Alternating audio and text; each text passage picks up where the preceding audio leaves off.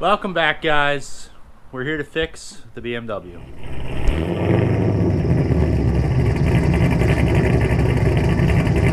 Okay, guys, welcome back. We're fixing the BMW today. I got it jacked up already, and the front's on ramps.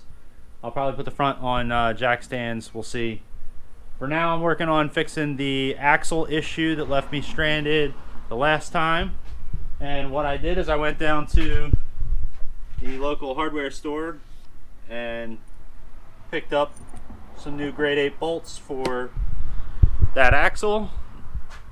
And I also have Loctite, and I may drill the heads of the bolts. We'll see if how easily they drill. They're grade 8 bolts, so probably not going to be the easiest thing to drill, so maybe not.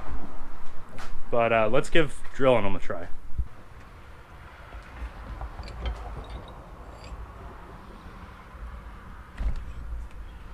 Let's just see how this goes.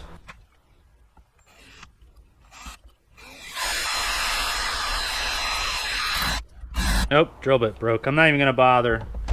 By the time I drill through all these, it'll be tomorrow.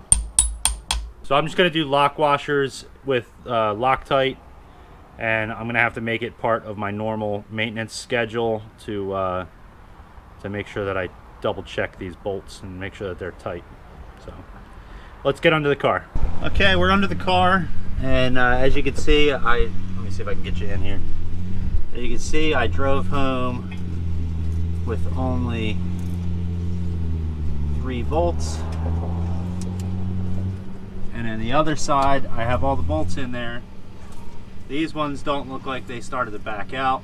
I don't know why it happened on just one side. I'm glad it only happened on one side, so we'll just leave it at that. But I'm gonna go ahead and I got the new bolts with lock washers. I tried to drill the heads of the bolts, but it's pretty difficult. And I got like 3 bolts drilled, but I went through 3 drill bits, so you know, I'm not just gonna keep going through that. So I do have red Loctite that I'm gonna be putting on the bolts. So let me get to it here. I don't know where to put you where you'll be able to see something.